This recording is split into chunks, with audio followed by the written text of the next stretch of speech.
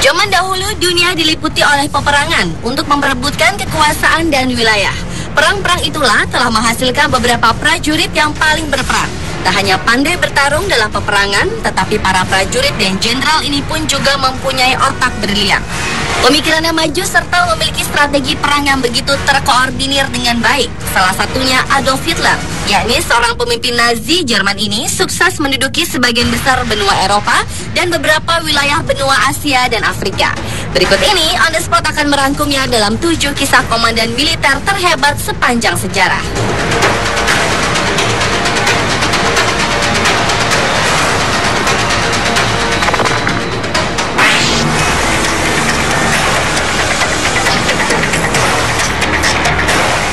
Diawali dengan sosok kepemimpinan Georgy Zhukov.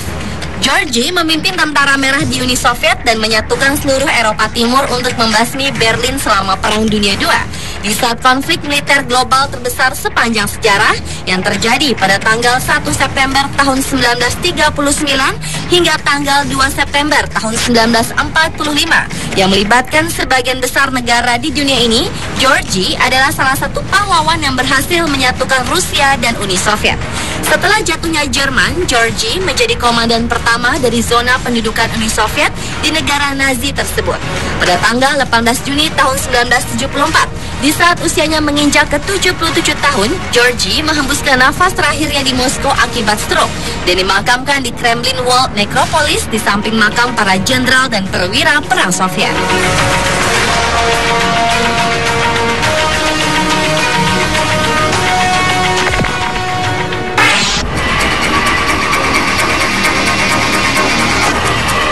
Berlanjut ke kisah komandan militer terhebat lainnya adalah Genghis Khan. Sosokan ini dikenal sebagai pendiri kekaisaran Mongolia terbesar dalam sejarah kerajaan di sekitarnya. Ekspansi atau perluasan wilayah Mongol adalah sebuah ekspansi besar bangsa Mongol untuk menaklukkan wilayah Eurasia pada awal abad ke-13. Dengan membawa pasukan berkuda dalam jumlah besar dan terlatih inilah, Khan berhasil menguasai Tiongkok, mengalahkan Rusia, menghancurkan kekaisaran Persia, melawan Polandia dan Hongaria, serta meluluhlantakkan Baghdad. Meski kepemimpinannya yang keji, namun di balik itu semua, Khan adalah pemimpin yang visioner. Bangsa Mongolia terkenal sebagai bangsa nomadik yang senang mengembara dan hidup berpindah-pindah karena mereka tidak memiliki rumah yang tetap. Maka dari itulah Khan membangun ibu kota kerajaan permanen dan kota Karakorum menjadi tempat pilihannya yang dijadikannya sebagai pusat dagang dan budaya yang besar. Walaupun Genghis Khan seorang yang buta huruf, tetapi ia paham betul dengan kekuatan tulisan dan tidak menginginkan rakyatnya seperti itu, dengan memerintahkan agar warisan kekuasaannya tercatat untuk generasi mendatang.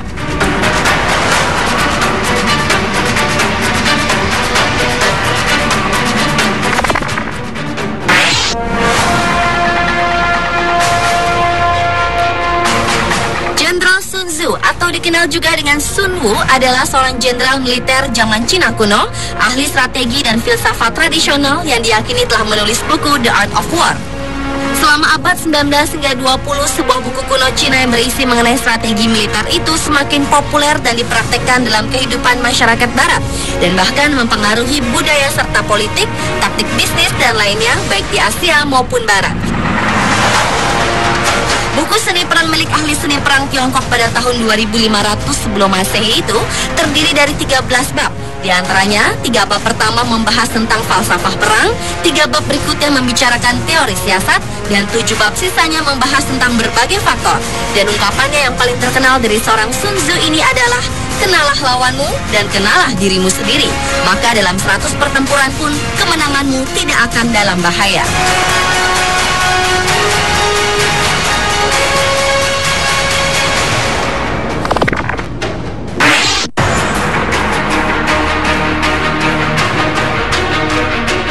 Oda Nobunaga adalah sosok yang memiliki pengaruh besar atau biasa disebut daimyo asal Jepang yang hidup dari zaman Sengoku hingga zaman Azuchi Momoyama, menjadi kisah komandan militer terhebat berikutnya. Ia adalah salah satu figur paling kontroversial dalam sejarah perang pada awal usahanya untuk menyatukan Jepang. Nobunaga hanyalah merupakan bagian dari kelompok kecil di wilayah Owari dan tidak memiliki pengaruh yang signifikan dalam peta politik kala itu. Meski terdapat puluhan daimyo besar dan kecil berkuasa secara feodalistik di Jepang, tetapi hanya kepemimpinan Nobunaga dengan bakat alamiah yang mampu memiliki tekad dan mampu mewujudkannya. Apapun kontroversi mengenai banyak tindakan yang dianggap kejam, namun Nobunaga memiliki prinsip yang selalu dipegangnya, yakni perdamaian hanya dapat diciptakan setelah melalui peperangan.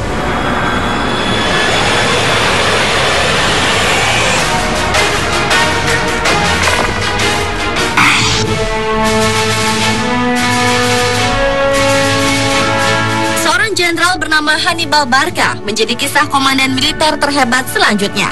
Hannibal adalah seorang ahli strategi yang mengembangkan taktik outflanking atau mengepung.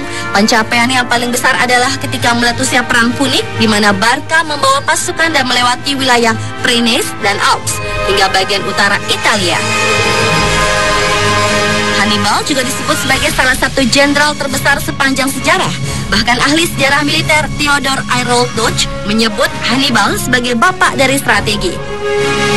Karena musuh terbesarnya yaitu Romawi, di mana mengadopsi beberapa taktik militer Hannibal di dalam taktik mereka sendiri. Pujian tersebut menyebabkan Hannibal mendapat reputasi yang kuat di dunia masa kini dan juga dikenal sebagai pemberi strategi oleh orang-orang seperti Napoleon Bonaparte dan bangsawan dari Wellington, Selandia Baru. Tak heran jika kisah hidup Hannibal Barca kerap menjadi dasar dari beberapa film dokumentasi.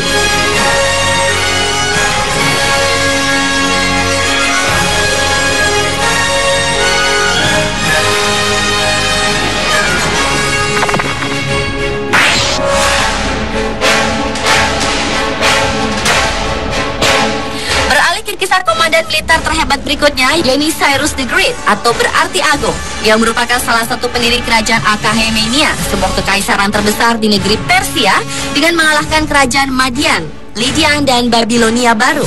Bahkan kekuasaannya meliputi hampir 3 benua, yaitu Asia, Eropa, dan Afrika.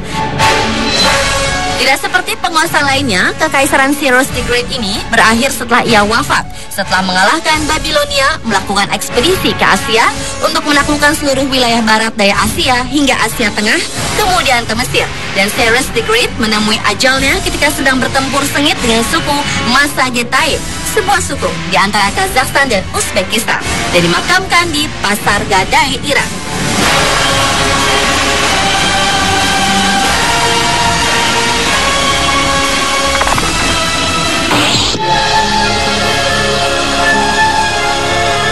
Dan kisah komandan militer terhebat sepanjang sejarah yang terakhir adalah Alexander the Great.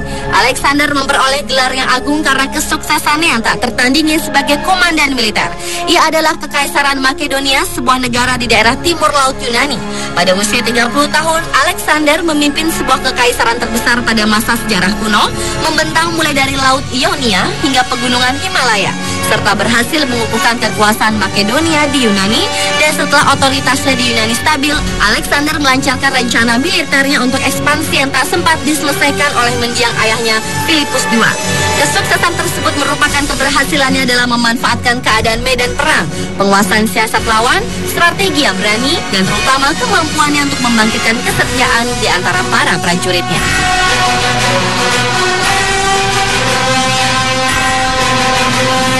Pemirsa, itulah 7 komandan militer terhebat sepanjang sejarah versi On The Spot.